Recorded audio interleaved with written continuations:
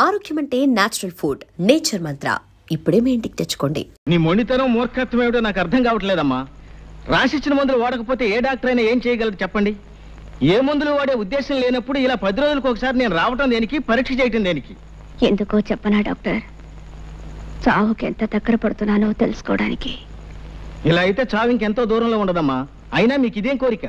చావాలని కోరుకోవడం కూడా ఓ రకం రోగమే. ఆఖరిసారిగా చెబుతున్నాను, మీరు మందులు వాడకపోతే చాలా ప్రమాదం.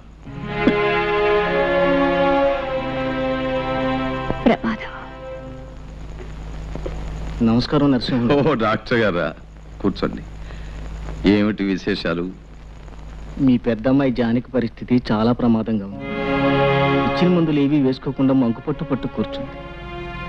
ఈ పరిస్థితి ఇలాగే కొనసాగితే ఆవిడ అట్టే రోజులు బ్రతకదు.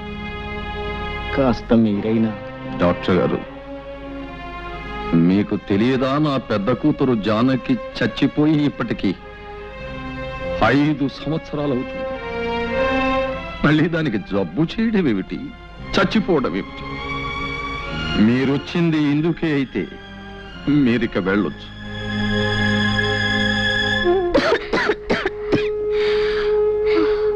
ఏమిటి ఏమిటి ఇది?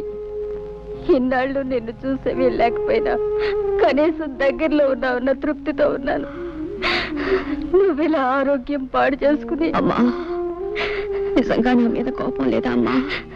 కడుపు చించుకు పుట్టిన బిడ్డలు తప్పు చేస్తే కన్నవాళ్ళకుండేది కోపం కాదమ్మా, కడుపు కోత. అమ్మా, ఇన్నాళ్ళు ఊరి చివర నేను ఒంటరిగా బ్రతికింది ఎందుకో తెలుసా? ఎప్పటికైనా నువ్వు దయదలిచి నా దగ్గరకు వస్తే ఓ నిజం చెబుదామని. ఏమిటమ్మా అది? అమ్మా, నేను కడుపు దాటి వెళ్ళడం మాత్రమే మీకు తెలుసు, కానీ ఆ తర్వాత ఏం జరిగిందో మీకెవ్వరికీ తెలియదు. నేను వెళ్ళిన మరుక్షణమే చేసిన పొరపాటు ఏమిటో తెలుసుకున్నాను. అమ్మా, నేను ఏ తప్పు చేయలేదమ్మా, ఏ తప్పు చేయలేదు. నేను చెడిపోలేదన్న ఈ నిజం చెప్పడానికి ఇన్నాళ్ళు బ్రతికున్నాను. నేను క్షమించమని అడగటం లేదు, దయచేసి ఒక్క నిజం నమ్మండమ్మా. నేను ప్రశాంతంగా చచ్చిపోతాను. అలానికే అమ్మా, నాకు తెలిసి నువ్వే తప్పు చేయలేదు. నా కడుపును పుట్టిన బిడ్డలు ఏ తప్పు చేయరని నాకు తెలుసమ్మా, నాకు తెలుసు. చాలమ్మా, ఆ ఒక్క మాట నాకు చాలు. అమ్మా, నాకు సహాయం చేసి పెడతావా? కన్న కూతురుగా కాదు, జీవితంలో అన్ని పోగొట్టుకుని చావడానికి సిద్ధంగా ఉన్న ఒక మనిషి ఆఖరి కోరికగా అడుగుతున్నాను. బావని ఒక్కసారి నాకు చూడాలని ఉందమ్మా. నాకు తెలుసు, పరువు ప్రతిష్టల్ని మంట కలిపి లేచిపోయిన ఆడదాన్ని ఏ మగాడు జన్మ జన్మలకి క్షమించడు. కానీ బావ దేవుడు లాంటి వాడు. ఆ దేవాలయం దాటి వస్తే గాని ఆ దేవుడి విలువ తెలియలేదమ్మా. ఏ కన్నీళ్లతో అతన్ని కరిగిస్తావు, ఎలా ఒప్పిస్తావు? ఈ ఒక్క సహాయం నాకు చేసి పెట్టమ్మా. అలాగేనమ్మా.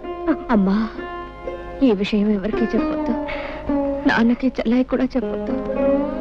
చెప్పనని ఒట్టేయమ్మా. అలాగేనమ్మా, ఎవరికి చెప్పను. అత్తయ్య, మాట్లాడాలన్నావట?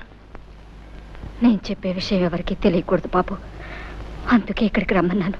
ఏమిటత్తయ్య అంత తెలియకుండా విషయం? అదే అదే నీకు ఎలా చెప్పాలో తెలియటం లేదు బాబు. అదేంటత్తయ్య, నేనేం పరాయి మనిషినా? నా దగ్గర సందేహం ఎందుకు, చెప్పు. నేను రాత్రి జానకి దగ్గరికి వెళ్ళాను బాబు. బాబు, ఒక్క మాట విని వెళ్ళు.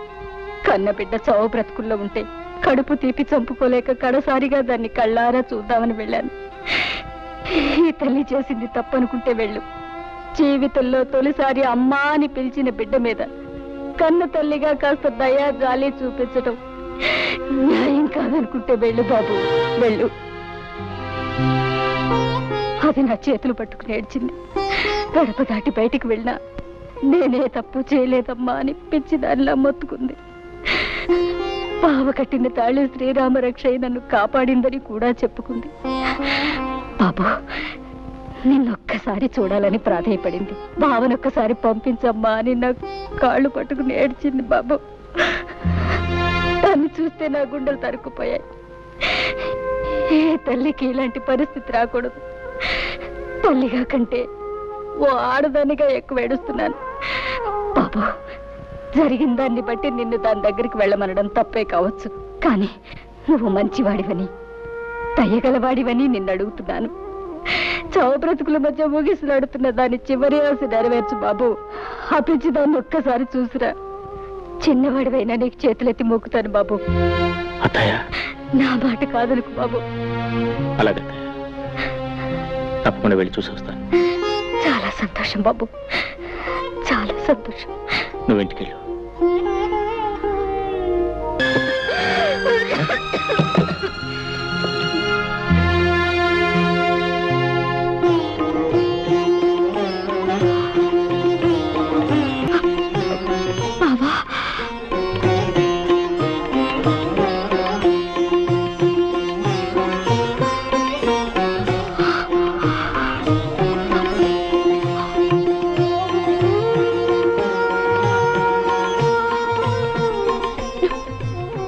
వచ్చావా?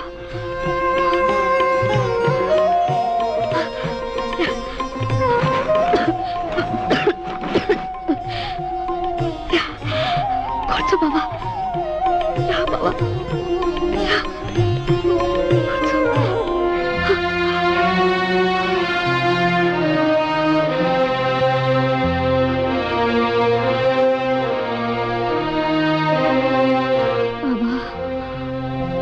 జీవితాంతం నీకు తోడుగా ఉంటానని అగ్ని ముందు ప్రమాణం చేశాను.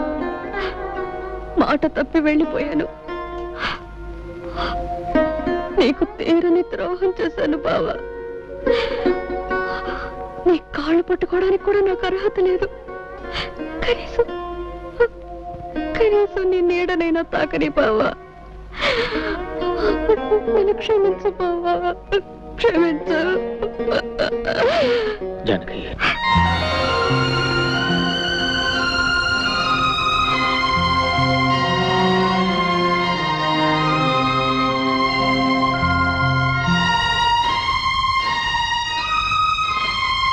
బావా,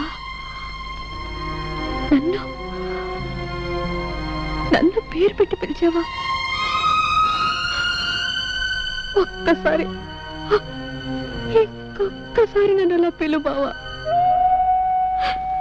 జానకి, చాలు బావా, చాలు. మళ్ళీ నీ నోటితో అలా పిలిపించుకుంటాను అనుకోలేదు. జానకి, బావా, మనస్ఫూర్తిగా నన్ను క్షమిస్తున్నావా? జానకి, చేసిన తప్పు తెలుసుకుని పశ్చాత్తాపడేవాళ్ళని ఆ భగవంతుడు కూడా క్షమిస్తాడు. అత్త ఎంత చెప్పింది. అయితే నువ్వు నన్ను నమ్ముతున్నావా బావా? నిజంగా నేను చెడిపోలేదు బావా. నాకు తెలుసు జానకి, జానకి పవిత్రమైందని నాకు తెలుసు. బంగారు లేడిని కోరుకుని బ్రతుకంతా కష్టాలు పాలు చేసుకుంది ఆ జానకి. అందరి వాటి కోసం ఆశపడి బంగారం లాంటి బ్రతుకుని నాశనం చేసుకుంది ఈ జానకి. నాకే శిక్ష చాలదు బావా. దేవుడి లాంటి నీకు చేసిన ద్రోహానికి నాకే శిక్ష చాలదు. ఇంకా అనుభవించాలి. 7 జన్మలకి అనుభవించాలి బావా. జానకి, ఆడది చిన్న తప్పు చేసిన జీవితం నాశనం అయిపోతుందని చెప్పడానికి నీ బ్రతికే ఒక ఉదాహరణ. ఈ నెమ్మది, ఈ ఆలోచన నీకప్పుడే ఉంటే నీ జీవితం ఇలా ఉండేది కాదు. ఇలా ఒంటరిగా దిక్కులేని దానిలో పడి నిన్ను చూస్తూ ఉంటే. పోన్లే బావా, నాకిలా జరగవలసిందే. చేసుకున్న వాళ్ళకి చేసుకున్నంత అని నాకే శాస్తి జరగవలసిందే. నా నాకు దొరికిన సౌభాగ్యాన్ని సంతోషాన్ని నేనే దూరంగా విసిరేసుకున్నాను. నా కాపురాన్ని నా చేతులతో నేనే నాశనం చేసుకున్నాను. కళ్ళు మూసుకుపోయి కట్టుకున్న నిన్ను కన్న బిడ్డని కాదని వెళ్ళిపోయాను. ఇదంతా నా కర్మ బావా, ఇదంతా నా కర్మ. బావా, నేను నిన్ను మాట అడుగుతాను, కాదనవు కదూ? ఏమిటో జానకి? బావా, నేనింక ఎక్కువ కాలం బ్రతకను. నీ రాక కోసం, నీ కడసారి చూపు కోసమే పోయే ప్రాణం బిగబెట్టుకొని ఇంతకాలం బ్రతికాను. బావా, నేను నీ భార్యగా కాపురం చేసి ఉంటే నేను చనిపోయిన తర్వాత నువ్వు ధర్మంగా చేయవలసిన పని ఇప్పుడు నేను భిక్షగా కోరుకుంటున్నాను. నేను పోయిన తర్వాత నా శవాన్ని అనాథ ప్రేతంగా వదిలేకుండా నువ్వే తలకొరివి పెడతావు కదూ? అలా మాట్లాడుకో, నీకేం జరగదు. చెప్పు బావా, ఇది నా ఆఖరి కోరిక. చేస్తానని చెప్పవు, ఈ ఒక్క వరం ఇవ్వవు. అలాగే జానకి, ఎన్ని అడ్డంకులు వచ్చిన నీ ఆఖరి కోరిక తప్పకుండా నెరవేరుస్తాను. చాలు బావా, చాలు. ఇక నేను సుఖంగా చచ్చిపోతాను. అలా అనకు జానకి, నీకేం కాదు, నీకేం కాదు. వెళ్ళొస్తాను.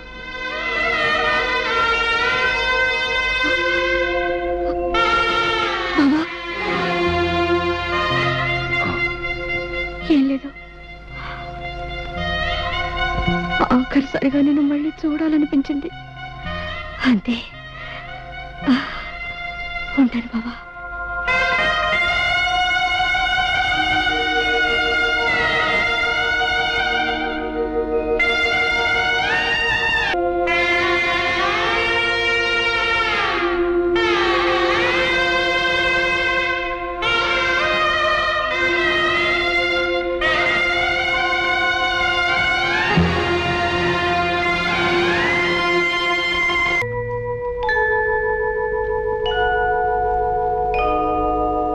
బాబు గారు, జానకమ్మ గారు చనిపోయారు బాబు.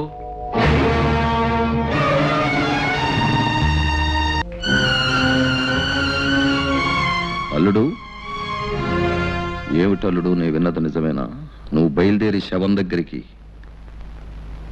ఏమండి పంచాయతీ పెద్దగారు, మీరు చేసే తీర్మానాలు కట్టుబాట్లు ఊళ్ళో వాళ్ళకి గాని మీ కుటుంబానికి వర్తించవా? ఎందుకు వర్తించవు? తప్పు ఎవరు చేసినా శిక్ష అనుభవించాల్సింది. మరి చెప్పండి ఆయన గారికి, తలకొరువు పెడితే ఏం జరుగుతుందో వివరంగా చెప్పండి. అల్లుడు, నువ్వు ఆ శవానికి తలకొరివి పెడితే మళ్ళీ ఊళ్ళో అడుగు పెట్టడానికి వీల్లేదు. మరోసారి ఆలోచించు బాబు. పోయిన వాళ్ళ కోసం ఉన్న వాళ్ళని దూరం చేసుకోకు. నేను ఎవరిని దూరం చేసుకోవట్లేదు మాస్టర్. మావయ్య, జానకి చేసిన తప్పేమిటో నాకు తెలుసు. ఆమె ఎంత పవిత్రమైందో కూడా నాకు తెలుసు. ఆమె చేసిన పొరపాటుకు జీవితాంతం ఎంత శిక్ష అనిపించిందో కూడా నాకు తెలుసు. నిజానికి అదే చాలా ఎక్కువ. ఇవాళ ఆమె శవాన్ని కూడా శిక్షించాలనుకోవడం అర్థం లేని పని. ఒకనాడు ఆమె మెడలో పసుపు తాడు కట్టినందుకు ఆమె అడిగిన ఆఖరి కొడుకు తెచ్చడం మనిషిగా, భర్తగా నా కర్తవ్యం. ఈ విషయంలో ఎవరేం చెప్పినా నేను తెలుసుకోలేదు. నేనేమైనా పర్వాలేదు, నాకేమైపోయినా పర్వాలేదు. నా నిర్ణయం నాది, అది మారదు.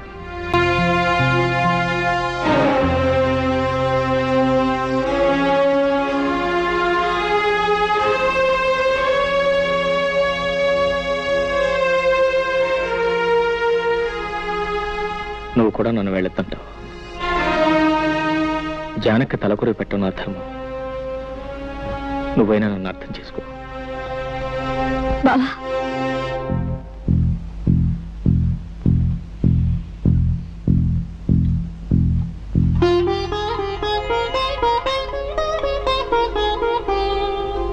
కుంకుమ ఒకటే తీసుకెళ్తున్నావు, ఇదిగో పసుపు.